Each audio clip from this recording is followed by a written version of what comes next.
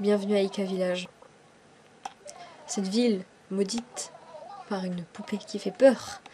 Enfin, ça c'est ma description de ce que je fais d'Eika Village, c'est tout. Du coup, on va ramasser le petit cadeau qui nous est offert. Et ce cadeau contient, attention, ouvrir une poupée, car toute l'histoire d'Eika Village se passe autour de cette poupée.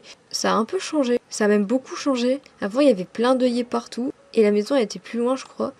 Il y avait que des œillets, et là, il n'y a plus d'un seul œillet. Je ne sais pas ce qui se passe, c'est trop étrange. Du coup, là, on arrive dans une maison où c'est une vie de famille heureuse, il y a un anniversaire, il y a des cadeaux, il y a les parents, il y a Eika.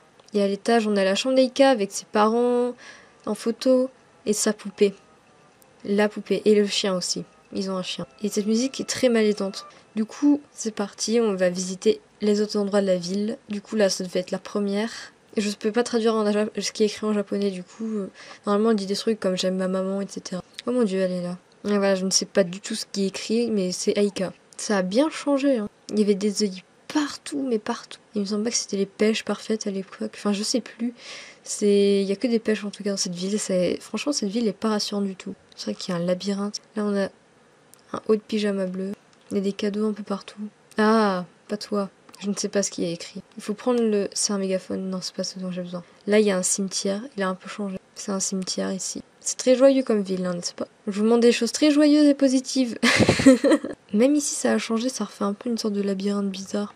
Pas cette salle. C'est très malaisant. Allez, relou à traverser cette pièce. Oula, ça a changé ça. C'est très malsain de voir autant de poupées dans une même pièce. Et Eika au centre avec un radis. Un radis pourri, hein, quand même. Non, c'est pas un radis, c'est un navet. Oh, je suis nulle en légumes. Qu'est-ce qu'il y a dans la pièce du fond, du coup? Ça a peut-être changé aussi. Toutes les poupées et tous les jouets de Eika lui tournent le dos. Et je crois que c'est la signification de cette pièce.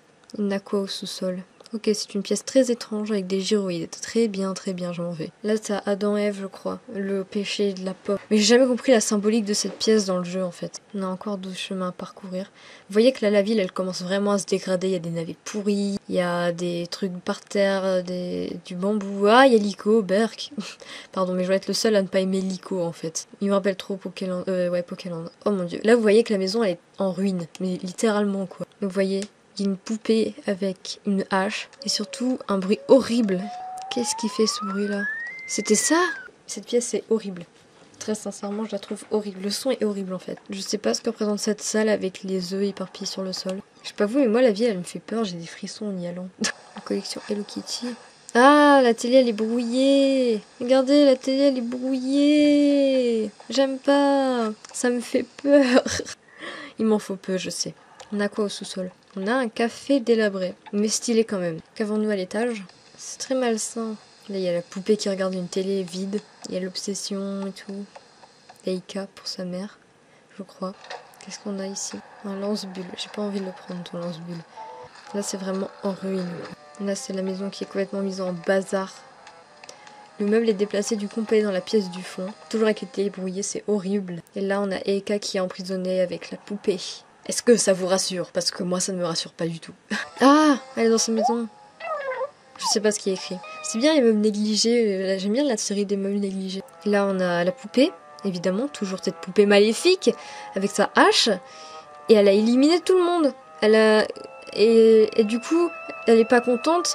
Et du coup, Eika, elle est partie se suicider normalement, je crois. C'est vraiment très joyeux comme ville. Waouh. Contenu de qualité par Antoine. Non, par contre, j'ai pas trouvé le maillot de bain, ça m'embête. Je sais pas où il est. Je sais plus où est le maillot de bain. On va essayer d'aller sur la plage quand même au cas où. Mais bon. Normalement, tout est sur une... Ouais, il y a des trucs perdus sur l'île là-bas. Mais bon, ça a l'air d'avoir changé. Par contre, j'ai vraiment pas de maillot de bain, ce qui est un petit peu embêtant. Normalement, on devrait trouver les chaussures d'Eika sur la plage. Ce qui est un signe... Enfin, en gros, tu fais ça quand tu as suicidé au Japon. Du coup, voilà. Il y a ces chaussures. C'est très glauque comme ville, vraiment. Ouah, Blanche. Pierrot, pardon. Blanche. Je suis un peu teubée. Et quand tu déterres les tombes, tu trouves des os normalement dedans. Genre des fossiles en gros, mais voilà quoi. Je vais prendre ma miniature et on va se quitter là. La ville a un petit peu changé. Je vais juste aller à la bagarre pour vous montrer le code onirique.